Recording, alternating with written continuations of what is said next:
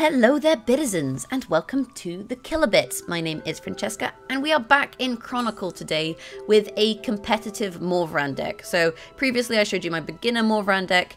Now things are getting a little bit more pricey as we do a ranked deck, and that is this demon Morvran deck.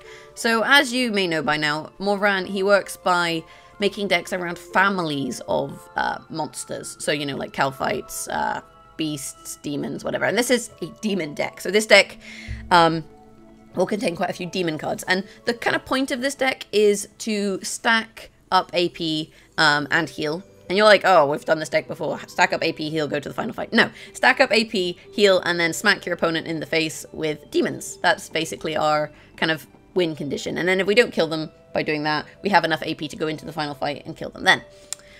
So first and foremost, I guess I'll show you guys some of the demons used for striking. So we have Anger of Delrith. If at least 2 demons are slain, strike rival. Then we go on to our demons. We have Abyssal Demon. Exhaust, remove exhaust from your next demon.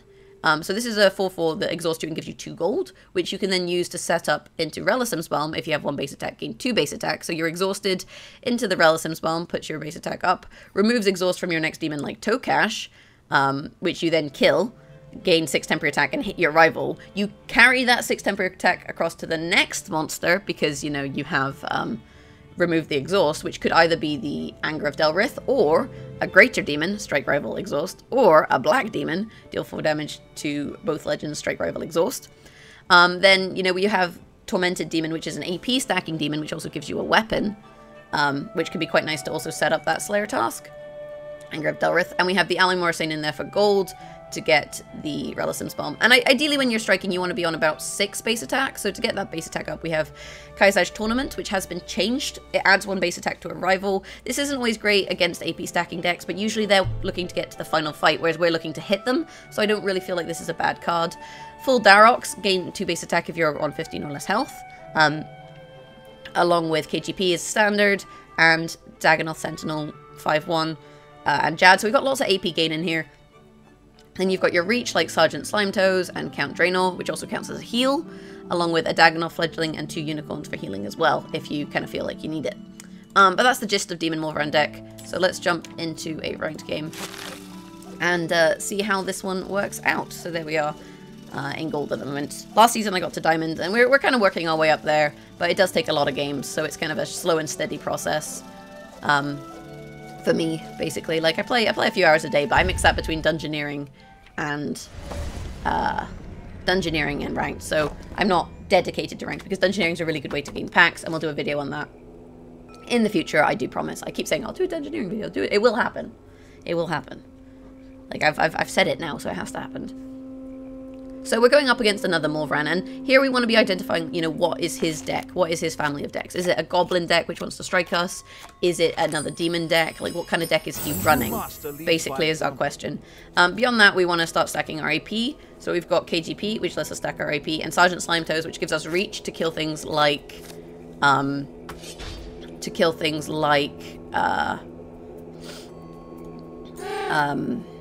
things like what? Things like Dagonoth Sentinel on that. Anyway, what I think we'll do this turn, do we want to play both of our White Wolves, or do we want to risk discarding them?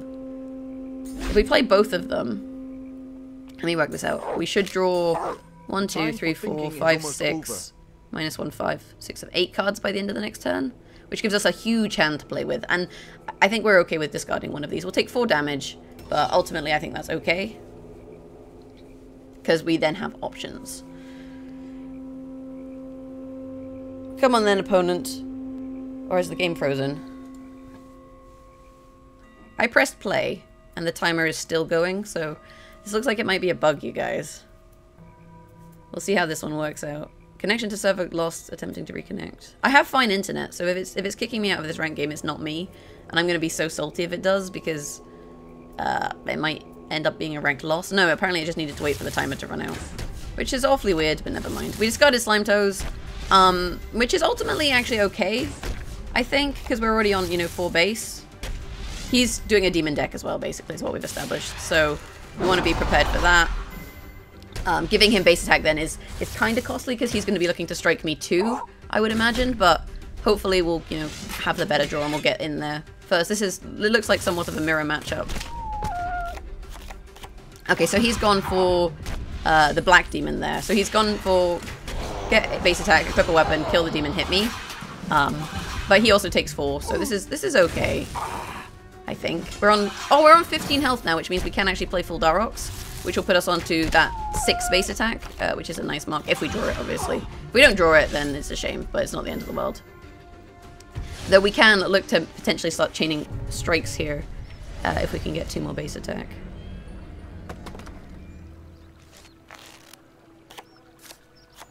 Hey, okay, so let's do one of these should we do one of these strike strategies? I think we should. And just try and win it. So Abyssal Demon will kill it and it will remove exhaust from our next demon. And then we'll be on 6 base attack. Which we can play this and take 4 and hit him, and he'll take 10. And if we play this, he'll take another 10, which would be 20 damage, and we'll take 8. Oh, it's high risk. It's high risk, but I think we're gonna go for it. You know what? Fuck it. Hopefully he's not drawn many good cards and doesn't hit us for too much. But if we do this, we're doing 20 damage to him, which means if he does 6 to himself, you know, we're in a pretty nice position. And then the next chapter we can strike again for another 6, and kill him basically. Yeah, and he's only played Goblin Flash Mob, so he didn't really see the draw. And this is a very early strike. Normally, you know, you want to build AP and sustain a little bit later. That's what I would typically do. But it looks like this will in fact be absolutely fine here. I guess he's going for the gold for Relistim's Balm, which is why he has the Goblin Flash Mob. We've already got that gold. There's the Balm. That puts us up to 6. We kill this. We take 4. He takes 10, which is definitely worthwhile. 4 for 10 is pretty good. We kill this. He takes 10. We take 4. And then because we're going first on the next chapter, we can just play the Greater Demon, and that will win us the game.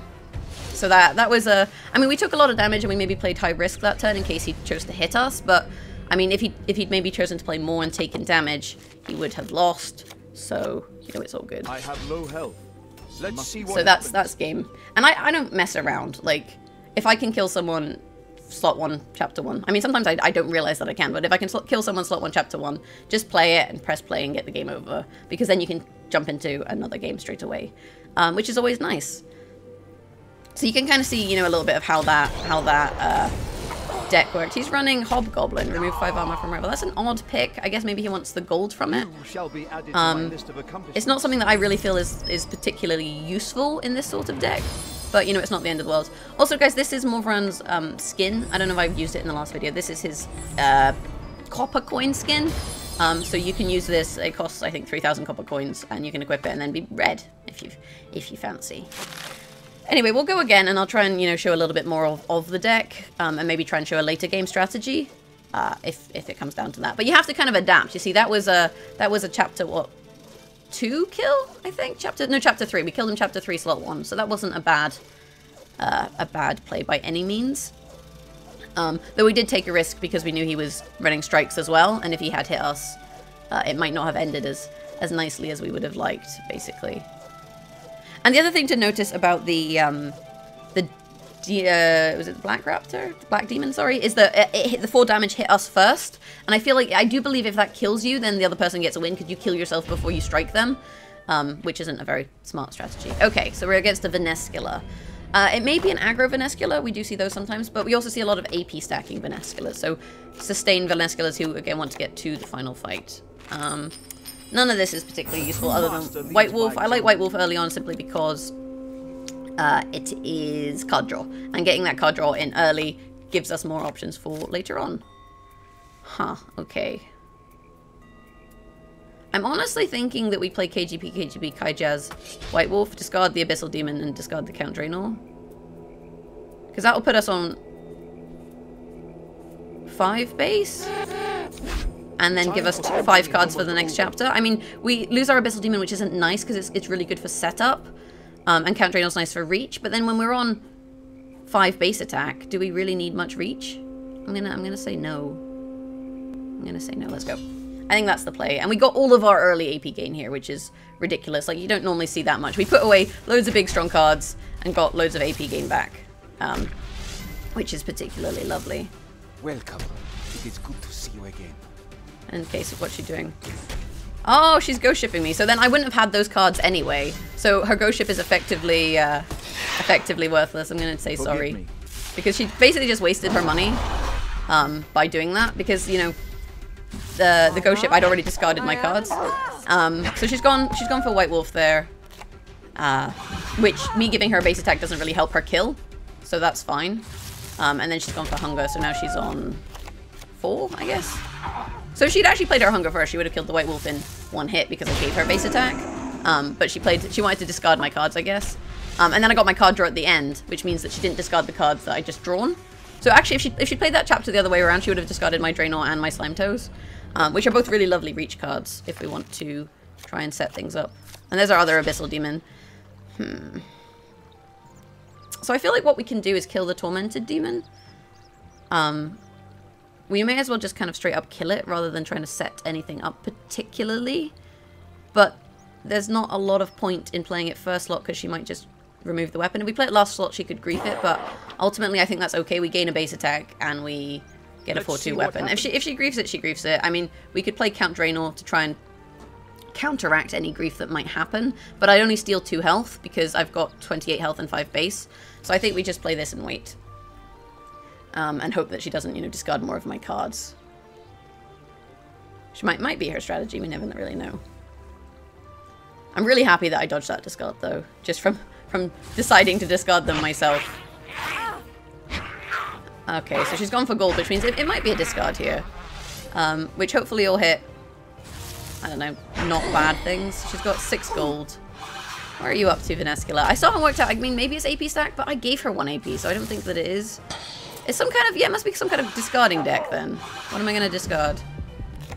Count Draenor, that's fine. Absolutely fine. And then into a Troll Chucker. Okay, so it's a, I guess it's like a griefy kind of deck. If we can draw, if we can draw Darox here, we're actually having a really nice time. Troll Chucker. Oh, we're a little bit weak, but we can just plonk down Unicorn first slot if needs be. Like, we've got healing options effectively. And that'll put us on, what, 16 health and 6 armor. I have low health. Oh, I'm really tempted to go Greater Demon because I'll strike her. Because then I'll hit her for 10. But then I'll be exhausted. And I won't be able to one-shot the... No, we can do this. We can heal. Let's see what happens. We won't hit her for so much with the Greater Demon unless we go Slime Toes into the Greater Demon. In which case we'll hit her for... the 3 with the weapon and then 6. So we'll hit her for 9 with that and gain 2 gold. Yeah, I like that play. I like that play. So we're healing up. I mean, we're not making the most out of our 4-2 weapon, which is a shame. But I think at this point it's maybe safer to just, you know, be a little healthier than it is to go on an all-out offensive. Come on then, Venescula.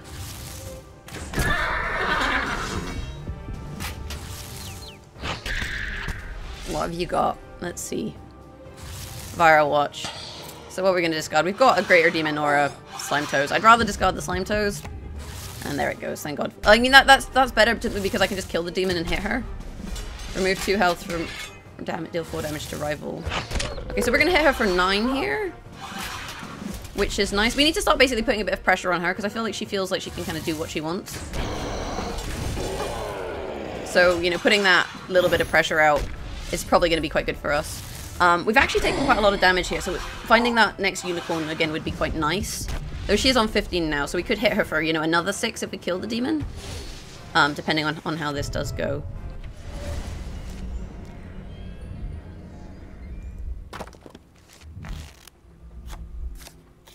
I have low health. I must be careful. I think we have to do this into this into... Oh, will this kill me? Let's see what happens. Maybe. So this will put me on 8. This will hit her for 8 and 12. But it'll hit me for 4. So if she does 10 damage to me in the first 2 slots, I'm dead. Ah, fuck it. Live our life on the edge. Like, we didn't have any healing this turn, so we have to go for, like, the damage. But this is the kind of demon strategy that you want to play exactly here. We're removing that exhaust so that then we can go into the next demon and kind of kill her. Oh, she's healed. I think this is possibly a win then, because we're going to hit her for 4 and 8 and 8. So we're going to hit her for 20 this turn. So if she doesn't heal anymore, then we win, basically. Oh, it's beautiful. It's beautiful. Oh no, she's going to have 2 armor. It's not as beautiful as we would imagine. It might be so beautiful. Or she might kill us. Oh no, it's okay. It's okay. She only has 8 health. Yes! We are the winners. Feels good. Feels good. And this is a very... Against aggro, this is a very close matchup because, you know, if people are dealing damage to you, there's not huge amounts of healing in this deck because we've swapped out healing for damage. Compared to, you know, your standard AP decks where you would maybe also include, you know, Culinary and more Dagonoth's fledglings, like be a little bit safer with your healing. This one, we've compromised on healing to go for strike. But you can see it's one against aggro decks here. And then it also works against AP decks because they don't typically hit you, they just keep stacking AP. So then you get to the final fight, you've also got decent AP and then you kind of hit them. And that's the gist of Demon Morvran, and that's kind of why it's quite fun to play.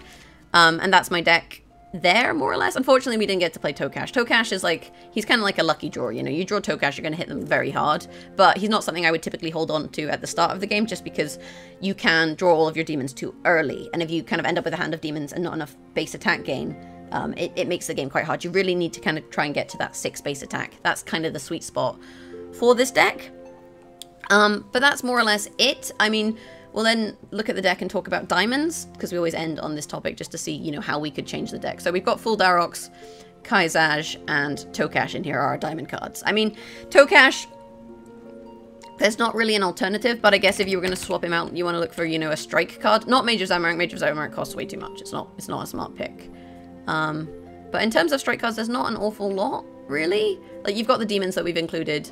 You've got, that kind of thing. I mean, maybe what you could do is go for like a battle card, such as Bar Fight, for example, just to put in some more damage. So Bar Fight, you discard your weapon and you hit the opponent, and that could count as weapon removal for you. But also, if you have 6 base attack, you're hitting them for 6 base. Like, that's pretty nice. Alternatively, if you want to stick with the demon theme, we have, you know, like the Revenant Demon or the Lesser Demon, which I could see both of these going into this deck. Lesser Demon more so because it's got the gold gain, which makes that Relison's Balm even easier to use. Beyond that, you know, Kizaj and Full Darox, there's nothing really like Kaizaj Tournament, other than a 3rd KGP, but you can't have that. So you could maybe tech in more healing instead of these. Maybe take that Dagonoth Sentinel out, Dagonoth Fledgling out, put a 2nd Dagonoth Fledgling in. You could put in maybe like Culinary, maybe another Anger of Delrith if you want more strikes, or go for some of Morvran's healing Slayer tasks, such as level up, for example. Like, this one is kind of more up to you what you want to do with it, with the deck, if you can't put these more expensive cards in. But I do think, for example, Tokash is really, really good for this deck, just because of removing the exhaust on that, and then carrying that 6 temp attack across into another strike is kind of huge. But yeah, that's more or less it. If you have any questions, obviously feel free to ask in the comments below. I do read them all. I try to reply to most of them, if there's a question asked or anything like that. And if you've enjoyed this video, hit that thumbs up button, guys. Beyond that, you know, if you want to catch us on social media to find out what's happening with decks, obviously this is an extra video. Typically, we put our Chronicle vids up on a Thursday. This has been a bonus one. And you can find out if those are happening on stuff like Facebook, facebook.com/thekilobits, and on Twitter @thekilobits. And if you want to give us some gold so we can get exhausted and rub ourselves in Relison's Balm, that's definitely how it's used. You just, like, freaking slather it all over your body. Then we have a Patreon, patreon.com/thekilobits. I've been Francesca, and you can catch me live streaming Chronicle, usually Monday to Friday, midday-ish, at twitch.tv/Jagerus. We do deck crafting, dungeoneering runs, and all that on there. So that's a good place to find me. Thanks for watching, and we'll catch you guys next time. Bye!